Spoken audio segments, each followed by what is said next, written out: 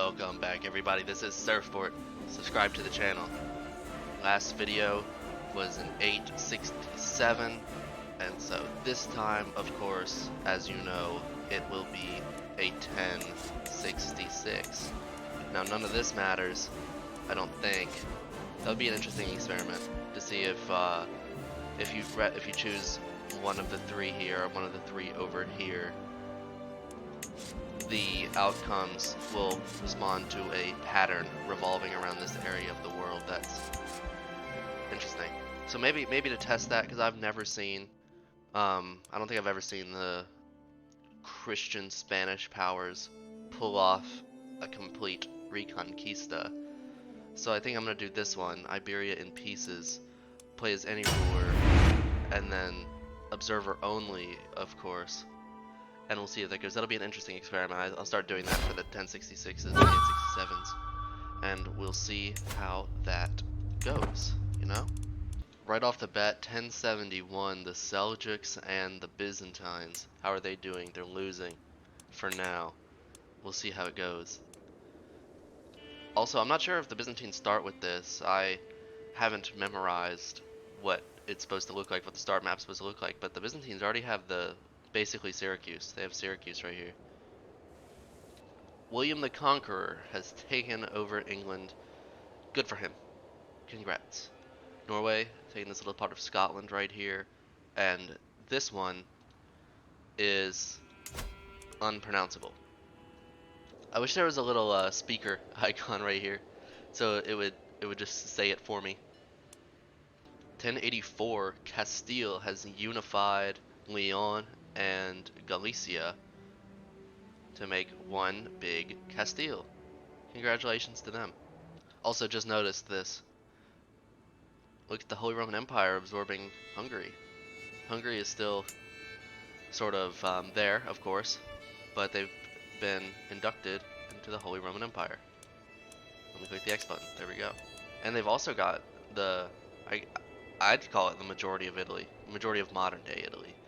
Anyway, in terms of religions here, the iconoclasts have taken over basically Normandy and Lower England. Is William the Conqueror iconoclast? Yes, he is. So that explains. That is what it does. In other news, major update in France. The French king is Orthodox. We'll see how long that lasts. It might create a massive civil war between the Byzantines and the French against the Holy Roman Empire, the papacy, Castile. We'll see how that goes.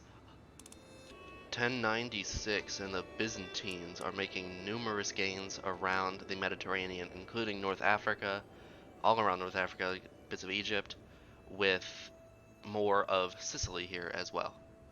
1098, Cumania has dissolved. They've evaporated into tons of, I guess, Cuman, Bulgar powers. 1101, France is beginning to split up. We're seeing it right now. A little bit of schism in England here. They are attacking Scotland. We'll see if they'll be able to unify the Isle, the main one. And Toulouse and Armagnac, I don't know, I don't speak French, have seceded from the kingdom. 1106, the Byzantines have just come out of a civil war. It appears that for a short time Athens was independent, but they managed to get it under control. Now Capua is trying to, oh, did they stop? As soon as I start the sentence, did you stop? Thanks, bud. As soon as I finish that sentence, I see that the Seljuks have become the Shahids, and they've begun to break apart just a little bit. We'll see if they're able to consolidate or continue to fracture. Would you look at this? The England has booted out the line of William the Conqueror, it seems. Now Normandy is its own state here, ruled by the original family of William the Conqueror. Let's see, what is this? William the Conqueror is her father. So she's not here. Is he? This guy's not even related to William the Conqueror. or maybe grandparents. Things are getting confusing. 1115, the Danes have arrived. Put it all under control. Just like that, swooped in, took France, or took this like basically Western Normandy plus what, Anjou. I don't know what to call this. Okay, Anjou's right here. This part here, just below what you would typically consider Normandy. The Kingdom of Jerusalem has formed in 1117. Well, before 1117, but I'm reporting it in 1117, just so you know. Connaught becoming the hegemon of Ireland, it seems like. In terms of Scandinavia here, it's still anyone's game between Denmark, Estonia, Finland, Sweden, and Norway. 1122, the Persian Empire has formed from the consolidation of the Seljuks and the Shahids. 1123, Wales, Powys, occupies this part of the Emirate of Beja, and Powys is right here. What a bunch of boys. They're on crusade, I am forced to assume. 1132, the Roman Empire, the Holy Roman Empire at that, they're just getting bigger. They've expanded down here, past the river here. Is this river labeled? The Rhone? And they've gone past Hungary into, what would you call it, Belarus area? What does it look like here? Oh, Bohemia, making big gains. Making big gains. Who else is here? Okay, this is just Hungarian gains as well. Ruthenia has broken away from the Holy Roman Empire. I think it's, with this amount of territory, I think it's unlikely that they're gonna go back, but they might. I'm not gonna put it past them. I'm not gonna put it past the Holy Roman Empire. Oh, they lost Bohemia too, that's what it was. That's how they lost both of them.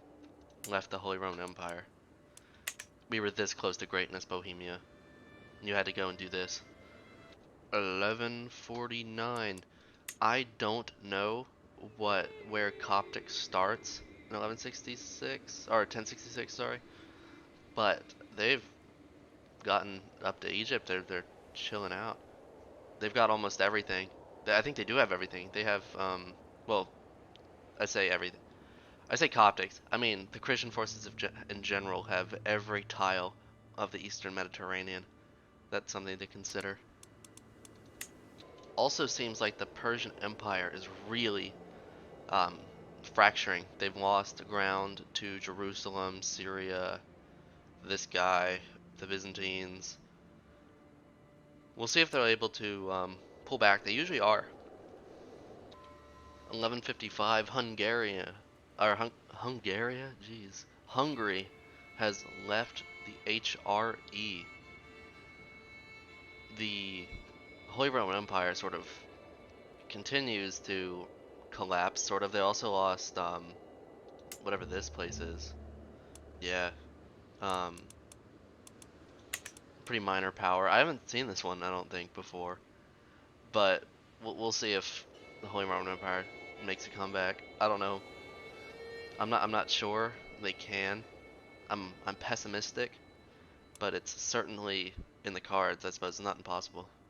1159, Sweden has adopted Orthodoxy. Orthodoxy triumphant in Europe, it seems. As wild as it is. Ireland has formed. Denmark continues to grow. I'd be willing to say Denmark is the current hegemon of Scandinavia and just northern Europe here. They've got land in their home country, Sweden, Prussia. They've got Prussia. They've got the place right next to Riga. Well, where would Riga be? Riga's right here. They've got this. They've got the southern coast of Norway. They've got basically the entirety of England, some of Scotland, and most of the northern coast of France here. And they've got this little bit right there. So it's all looking on the up and up for Denmark today. 1170, we have witnessed the entire collapse of what at the start was the Seljuks, and now they are completely dissolved, it seems like. in terms of Iberia, it's a fight between Castile and a fight between the Sultanate of Valencia, the Kingdom of Castile and the Sultanate of Valencia, with allies on both sides. Ireland has been unified in 1177. Let's go take a look. This is the people that did it. Let's look at the dynasty. Let's look where they came from. Wait a minute. Connaught. It was Connaught. If you were rooting for Connaught, if you're an Irishman rooting for Connaught, congratulations. You have won Ireland. 1187, the Holy Roman Empire conquest in North Africa, seemingly trying to halt Byzantine expansion along the coast. We'll see if that works out for them. 1222, Carpathia has formed. Georgia has taken some away from the Byzantines here, kind of shocking to me. Jerusalem has made gains in here, but they lost all of their stuff down here in the Arabian Sea. Castile and the other Islamic powers are still battling it out for Iberia. They've got like half and half going on. It's pretty crazy. The conquests of North Africa are still going on, and Sweden and Norway have basically collapsed under the combined weights of the Danelaw, which was formerly Denmark, of course, and Finland. Ireland has taken, or Ireland and the Danelaw have basically taken the lion's share of Scotland. I expect that they're going to finish the job, but you know, Scotland might pull a fast one, and take it all back. It's happened before. We'll see how it goes. Byzantines taken over basically the entirety of Eastern Rome. Oh, they just fractured just a little bit. We'll see if they're able to keep that. We'll see if they're able to get their hands back on that. The Holy Roman Empire going through a little schism right now potentially. They've already lost some Italian states and some Swiss, some Austrian. We'll see if they can heal from that. But the Byzantines still continue to grow. I think they just won a war against the papacy. The Byzantines have. 1250 and the pilgrimage of the Nestorians. Now, if you're unfamiliar, the Nestorians start the game all the way back here. I don't think they're around anymore in the start of at this point in the game. But they do start like right here and like right here. It's quite wild. Quite wild if you ask me. And now they're right here. They've made it. What a bunch of boys.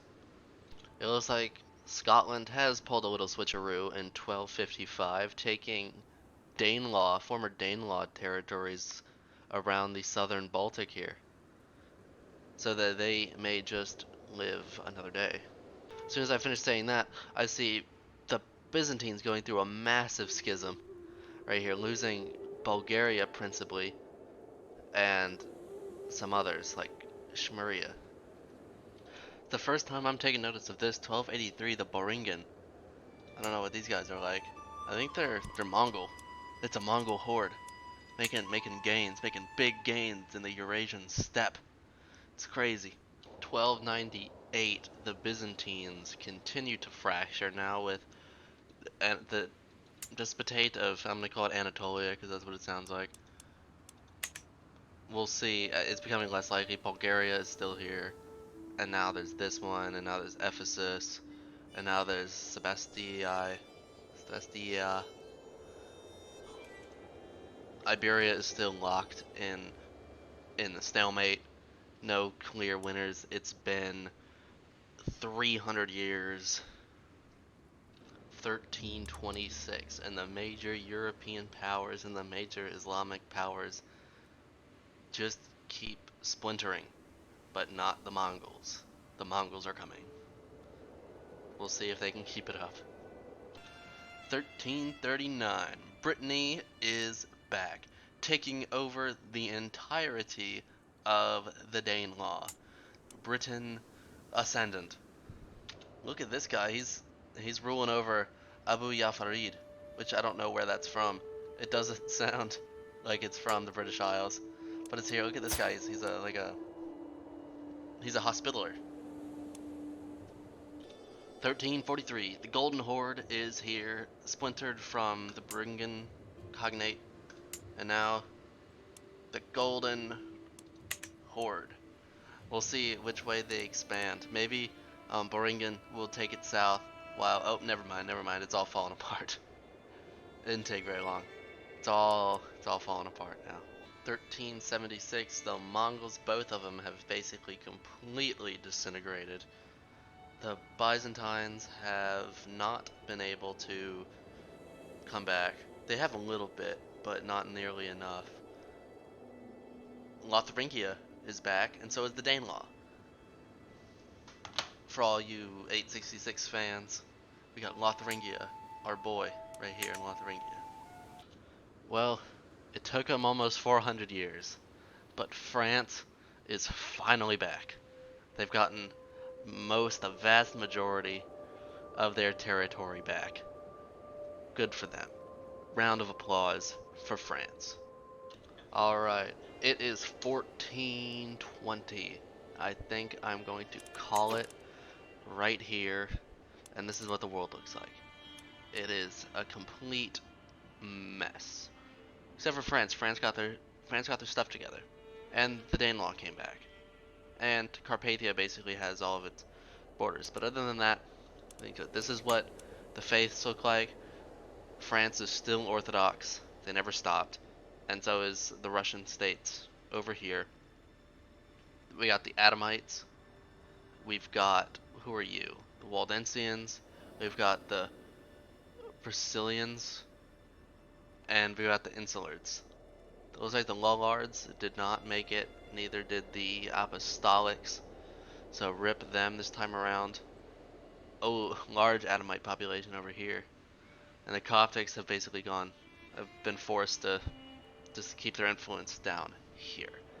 As far as cultures, probably the Greek has been the most influential because I don't think it starts this big.